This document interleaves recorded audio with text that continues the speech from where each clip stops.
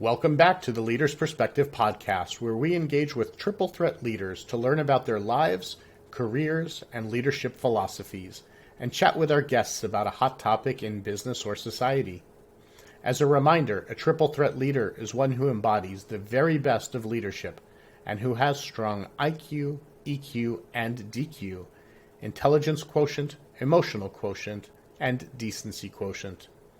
Executives across all industries are finding themselves in a unique position following a period of growth and now uncertainty in the economy. While job growth is strong, we're finding that workers across tech, financial services, and even healthcare find their jobs at risk. Career reinvention is key to success, and this can be through the form of formal education, online courses, and more often through applied experience and self-created business opportunities.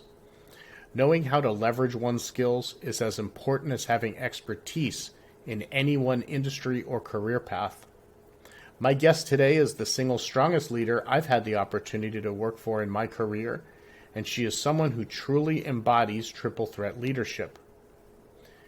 Kathy Boden Holland started her career as a consultant at Deloitte, who then made her way into the VC and PE worlds. She was a managing partner at Blue House Capital and later was executive vice president at Urban Trust Holdings. After the Urban Trust Holdings, Kathy was president of RLJ Financial, investing in new products for underbanked consumers.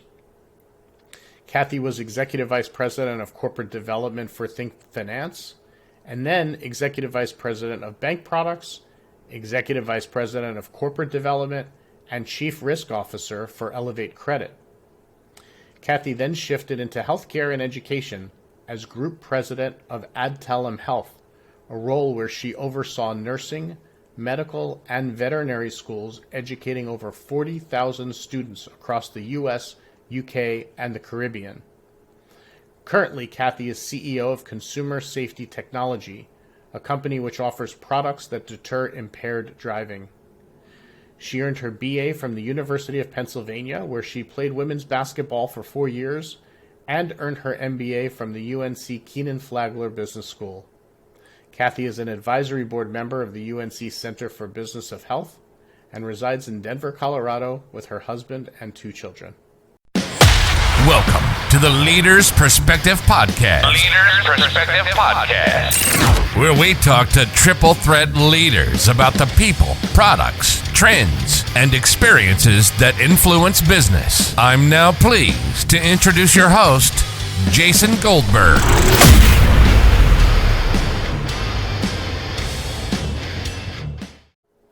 Welcome, Kathy, to the Leader's Perspective Podcast. So happy to have you on. Thank you, Jason. It's been a long time in the making. So you and I met, it's hard to believe, 7 years ago now. Yeah, that is hard to believe. Probably so. It might actually be too low of a number, but yes. Yeah. You were at Elevate at the time, and I quickly jumped at the chance to work with you there, which was a highlight of my career. So tell the listeners all about you, who you are, what makes you tick. Let's see. I am a resident in the Colorado area. I have 2 teenagers, 1 husband, 2 dogs, and I always like to add we have 1 guinea pig. And we've been here about 10 years. We enjoy it. We are skiers. Everybody always asks that question. Yes. What makes me tick really depends on the topic, right? But what makes me tick personally is enjoying time with family and friends and getting around and actually having the opportunity to do that. I think I'm even more conscious of that post-COVID, as many of us are. What makes me tick professionally is kind of jumping into the deep end and trying new things on a regular basis. And as I've gotten older, working with people that I enjoy working with, I think is probably even higher on my list of requirements to jump in from a professional perspective. You're somebody who I think brings balance to the workplace. And by that I mean, no matter what's going on, how frenzied the environment is, how crazy the objectives. You bring, this level of clarity to the objective, like you really distill it. Plus, you bring, humor and compassion, structure all in one. So how do you do that? Well, thank you. There are plenty of days with teenagers where I don't feel like I bring any of that clarity or calmness to the table. So maybe I'm using it at the office. But I think having a couple of things have really influenced me when I look back. Like one is, I was an athlete growing up. I enjoyed the competition, but equally I enjoyed the process of putting a team or being on a team. I shouldn't say putting a team together, but being on a team and getting better, kind of the grind of getting better. And I had the pleasure of working for some really good game coaches who, were very good at recentering you on what's important at that moment in time, like not getting worked up about things you can't control. The other part is having really started my career in consulting. I think I had the luxury of seeing a lot of things not going well, right? That's when you're oftentimes brought in.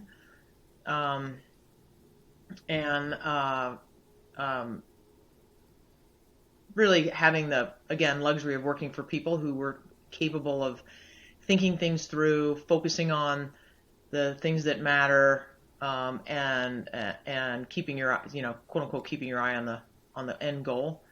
And I think it just influenced me, I would say, at my roots, so to speak.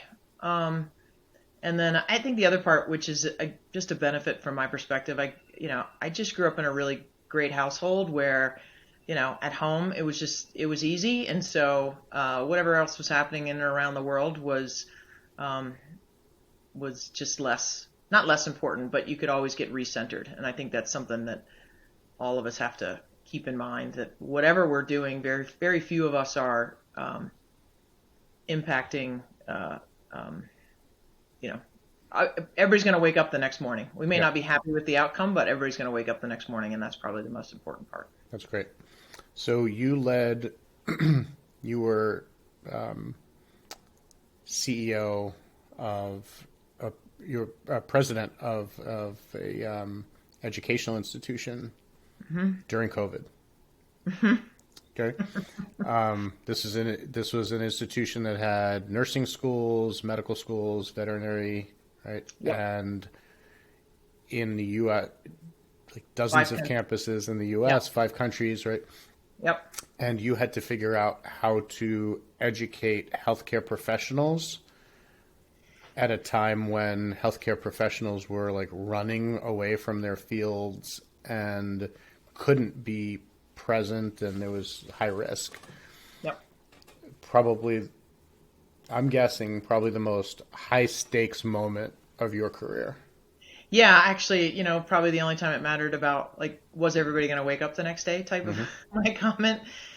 So I had the luxury of working with exceptional academic leaders, right? So my role was really to make sure that we were running quality schools from a business and operational perspective, and that I had high quality academic leaders in roles, and that they built the right faculty and the right content. But to be very clear, I was not an educator.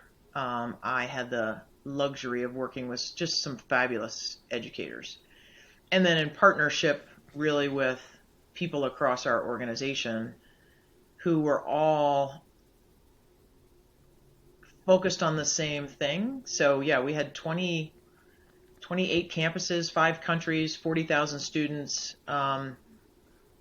Anything that you could possibly imagine happened in those, couple months, especially having people abroad. Everything was happening real time, and we were all there, right? And not only was it different in different areas of the country as it kind of flowed through back and forth across the country, but different parts of the world. And in that case, you were really managing students, their parents, our team, our faculty, and then a whole lot of regulatory bodies that were also figuring it out on a real-time basis. So I think the key to success, and I think really we did an exceptional job. And I think looking back, there's no one decision where I would say, "Ooh, we blew that." I mean, I think we really took a very nice approach across the board, and I compliment the team and my peers for that. So, but at the same time, it's impossible to know. yeah, right? It's impossible to know. Well, you had 45,000 eyes on you, right? You had all of the students, their families, your employees looking at you and saying, "What do we do?" Yeah. And so clearly you can't handle that all yourself. So you had to set tone and direction, and then everyone had to make decisions. So how'd you go about that? I think in any circumstance you have to, especially one like that, like it tests your approach, right? You have to be very clear that you don't actually have the answers, right? And that you have to keep coming back to what's the right thing to do. And in that environment, everybody has a slightly different view of what's the right thing to do. But like at the end of the day, you're trying to both make everyone safe. That was probably the first and foremost. But then as the pandemic wore on, it's also of people have to get through their education, and you have to figure out how to do that in a way that's a quality experience for them and for the school and then for their ultimate employers. And that I think was actually a bigger challenge, because you don't really control what a accreditation society decides, or whether or not they're going to start providing the MCATs again, or whether or not they're going to be able to take their the first series in order to get into the residency. So, or they're going to be able to get into, like, nursing students, are they going to be able to actually have all their practicums that they need to have in order to graduate, because hospitals can't have people in and out of them. So for me,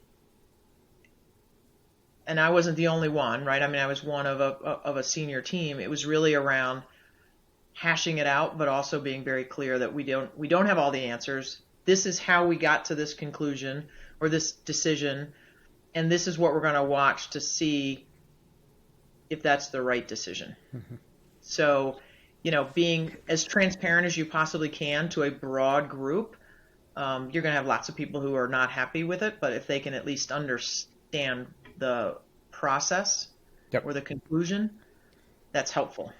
That's great. But so one of the things we wanted to talk about today is the notion of reinvention. And as I mentioned during the intro, you started your career in consulting and healthcare consulting, and then made your way to the VC PE world, and then in corporate development, into financial products somehow, which was probably a big mistake. And then, and even within that, it was corporate development, product and portfolio leadership, right? You had partnerships, you were a chief risk officer at one point. Definitely. That's how we knew you really lost your mind. Yeah, I missed that meeting. Yeah. And then from there, made the hop into for-profit medical education, and now consumer products. So what's fascinating, and as you like to tell it, there is a story behind the madness. You must have leveraged core skills, because it's not necessarily industry knowledge that you've taken from place to place. So Talk to us about that journey and how you've leveraged those skills to reinvent yourself over time. Yeah.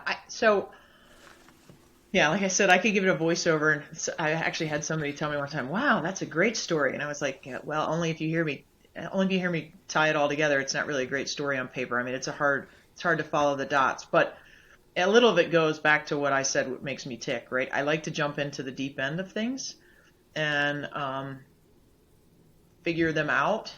And what I've come to realize as I've gotten older is it's not always about figuring them out, but also making sure you have the right teammates around you, and maybe not always having the best solution, but having the right dialogue to see if you can get there. So I think you start to build one, a little bit of a reputation of being capable of quote unquote figuring it out, which really kind of at its core starts in consulting, right? Mm-hmm. That's how you learn, and presenting it and being able to communicate, but also in being able to formulate a logic to how you're going to get from point A to point B. And maybe better now than earlier in my career, a little bit more humbleness to say when you've got it wrong and that you're going to reevaluate your logic and start over. So I think I'm not sure there's any one core skill other than really continually improving, but also building. I think I would say a lot of them go back to building your leadership capabilities. I mean, when I think about how I got into some of the roles I got into, where I was offered the opportunity to jump into the deep end, as you said, you're absolutely right. It wasn't because I knew that space really well, but because I think I had demonstrated either real time because I'd worked with folks before, or I had been pointed out to somebody else because I had demonstrated an ability to both pull the team together and move down a path and apply some logic. And then the reality is people work better when they enjoy working, right? And I think, I like to enjoy working. I like That's a lost art. It is a lost art. It's a lost art. And I think I have maintained a level of humor throughout. I mean, you can be doing hard things and still realize how absurd they are, and you can laugh at yourself for failures, and you can also compliment people and hold people accountable, all in an environment where they still want to come to the office the next day, virtually or otherwise. And I think I've really, over time, it's leadership and team building that has made me more successful than any other skill in that bucket of skills you could have. So what would your recommendation be? So this is a weird market, right? We just saw that jobs grew by, a few 100,000 jobs this month, which is fantastic, but that is not necessarily within financial services, consumer products, or healthcare, and it's definitely not at the executive levels. Yep. So we're with a lot of people still facing uncertainty, what would you recommend? Like, how should they, if they're in the market thinking about their next opportunity, how can they either think about harnessing those skills to reinvent themselves for their next role, or is it something else? Is it networking? Well, I mean, networking never hurts, right? But I think networking for the sake of accumulating contacts is not necessarily valuable. I'm a big believer in stepping back and thinking about what you really want to do. I think you have to be real careful, especially if you're in an environment where you're worried about losing your job, or that you don't move so quickly that you actually land someplace that's not going to make you very happy. So really thinking about what makes you tick, like to your question. Are you directing that comment at me? Not at all. I think, and then thinking about how you can solve for what it's just, so said another way, I think it's just like setting up partnership deals or selling the next opportunity, right? It's not about what you can get out of it. It's about what problem you can solve for the folks you're talking to. Yep. And yes, you have to get into the conversation to be able to solve the problem. But I think, and what I've done in the past, as you tie all those random things together, is packaging and thinking about what you've done and how it applies to that new opportunity. Yep. In such a way that is true and believable, and then shows your own personal strengths off, right? Yep. And again, I think doing it in a way that's true and believable is extremely important, because you have to believe it. You have to believe it yourself. But it doesn't have to be because you've got these 5 boxes ticked in that industry or even in that role that they're looking for, Right. but that you can translate that prior experience and skill set or competencies or and highlight for them maybe what they're not even thinking about yet. Accel Advisors expert consultants are all veteran operators who bring real solutions to your business challenges. Contact us at info@accel-advisors.com to reach our experts today.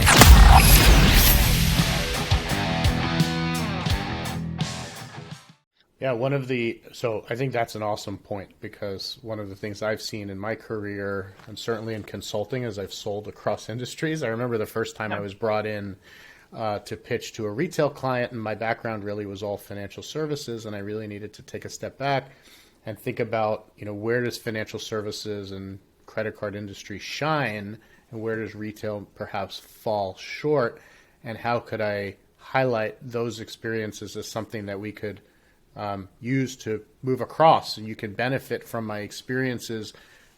We use data all the time to analyze customer behaviors, and here's how we can do that and help you. And individuals should do the same thing. Yep, completely agree. And even in talking through, and then when you land that new opportunity and you really start to look at it, there's always comfort in saying, like, I've done this before, but in many times you have, just in a different way of looking at the same problem, right? Turning it on its side a little bit, which I think can actually create a lot of value for the in that new role. It's not that you've done it before; it's that you've done enough of it in other situations to know where some of those opportunities and potential pitfalls are. But I've said this to other folks who are in leadership roles, that you don't have to be the best at what you do. You have to be willing to hire the best on your team and let them do what they do really well. But you'll still give them insights and guidance that they hadn't thought about, because you just come from a different seat. You just come from a different perspective. Well, that's your athlete coming back to the table as well, right? Yeah. It's the coach mentality, right? Making sure they're running the right plays and they know where to be, but not getting in the way of their skills necessarily. Right. I mean, even I don't want to go into dangerous territory, right? But I mean, even Michael Jordan it needs to be coached, right? And so sure, you want to. It took me I think you have to get farther in your career to realize that if you can actually hire 5 Michael Jordans to work for you, they're going to make you Michael Jordan, even if you can't dribble, right? I mean, it's right. It's about that. But I also agree with you. Like everyone needs to take a step back and realize where they are from a maturity standpoint, because you probably don't realize the need for coaching until you're a little bit older. Yes. Yeah. Right. I think that's true. Yeah. I think that's very true. I can say for sure in my early days, I did not think I was not easily coachable. I don't think any of us are. Yeah. Yes. And or it took you a while, right? I mean, now I think I can sit in a discussion and take in more than, before that it was, I could think about it overnight. Before that, maybe it took me a week. Before that, it may have taken me months to really understand what was being shared with me. And I think it's important to learn from both. You find these people in your career who you've worked with or worked for who are very strong leaders, strong coaches, and you learn a lot from them. But you also have to be insightful to realize, okay, I'm working for these other people who are really, really terrible leaders and crappy coaches, and I need to learn more from that as well. Yeah. And what do I not want to do in the future? Yep. I totally agree with you. I had somebody ask me one time, like, where did you get your leadership style? And I was like, well, I think it's informed by how you want to be led. which oftentimes you learn from working for leaders that don't actually inspire you sometimes, right? And yeah, I completely agree. There's just a lot to be there's a lot to be pulled out of a career and an experience that can really inform both how you behave, but then also how you can help other team members grow in that process. But you have to be thoughtful. Great. One of the things I like to ask all of my guests is, can you tell us one or maybe two, tell us about one or maybe two leaders who you learned from who inspired you? So, I've been very fortunate. I've had a lot of great leaders in my, personal and professional career. I think that the one I always like to start with is my father, who was extremely thoughtful. He was a leader through behavior rather than through command. Although, when I was a teenager, there were a few more commands than there were. I wasn't paying attention as closely as I should have, so there was a little more command. But he was also extremely humble and was really excited about the success of people around him. And I think I learned a lot through him, whether he said it out loud or just showed it over time. Another leader who I really enjoyed having the opportunity to work for was Bob Johnson, who founded BET. Long, successful entrepreneurial career. But the thing I learned a lot from Bob, but the thing I learned from Bob is every conversation ends with a definite maybe, right? He was very good at not taking no, and he was also very good at asking the question that, quite frankly, you thought you knew the answer to, and you didn't get you didn't get the answer you thought you would a lot of times. It just really crystallized for me that the worst answer you can get, or the worst thing that happens is they do say no. But Right. Oftentimes someone will say yes to something that maybe you didn't expect, and there's opportunity there. And the third one I would put on that list, I believe, has been one of your guests. Ken Reese is still a friend and a mentor from my perspective. He's a brilliant individual who is also really self-reflective, and I think that has made him very successful. He's the first to tell you what he's done wrong. And he's a serial entrepreneur who can each time have really learned from the positive and the negative. But it's also, through my observation, I learned from him that if you have a vision of where you think you should go, come hell or high water, go make that happen. Mm-hmm. And not everybody's going to agree with you, but that doesn't mean you're on the wrong path in that process. So I loved working for Ken for a lot of reasons, but I was really very I took a lot from that experience. And he'd be the first one to say, like, well, yeah, you learn how not to do it, but I don't think that I learned a heck of a lot more about how to do it than the other way around. Yeah, and, for sure. It's a wild ride, but yeah. I totally agree. I totally agree with that. Yeah. Special people, definitely. That's awesome. So what, one last thing before we part, you balance your role as a CEO, board member, spouse, and mom, 2 teenagers. It's not easy. How do you balance everything? I think I'm in a perpetual state of not feeling that I'm really balancing them, is the honest answer. There's no such thing as perfect, and I don't like that as an answer. I spend more time reflecting on things I think I did poorly than things I did well. But at the same time, I mean, I'll go back to the comment I made before. Nothing that I do outside of being a parent is going to really change anybody's. Everybody's going to wake up tomorrow, and so I try and remember that too. Yep. I think there's a certain compulsion in me and maybe in others too, where like you just always want to be doing better and doing more, maybe not more, but doing better. And maybe that makes me a little bit better at balancing all that, but also probably a little more critical at that.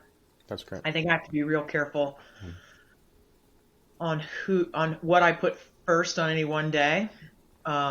And that's sometimes hard to know, yep. But, you do the best you can. You give yourself the same grace that you hopefully give the folks that are around you, and get a little bit better at it all the time. Don't look to your teenagers for feedback. It would be one. And I had a friend tell me the other day, he's in an executive role, and he said, yeah, I learned with my teenagers, I can't treat them like they're my employees. I said, I don't know if that's good or bad for your employees or your kids.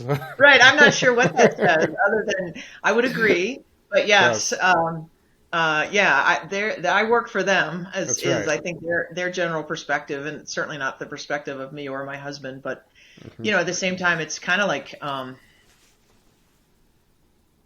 don't know, maybe we got started a little later, like we're older parents. And so maybe we have a little more to bring to the table for them, but maybe they would be better off if we were like a little more malleable than I don't know. I don't know.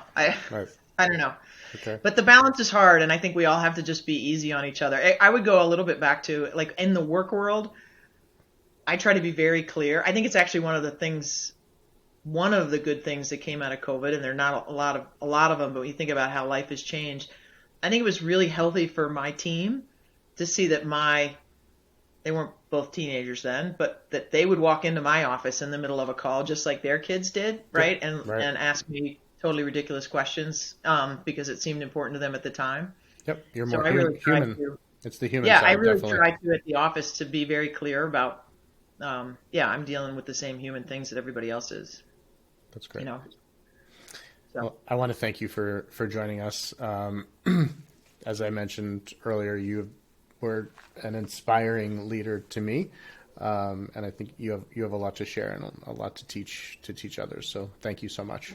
Well, thank you, Jason. I made time for this because I have the same level of respect for you, and I've always enjoyed working with you, but more importantly, staying connected and continuing to learn. So I appreciate the opportunity. Thank you. Thanks again. All right. Thank you. Thanks for listening to the Leader's Perspective podcast, brought to you by Accel Advisors. Visit accel-advisors.com for more information about our growth, turnaround, optimization, risk, and HR advisory services. The Leader's Perspective is produced by Accel Advisors, LLC. And is available on YouTube, Apple, and Spotify.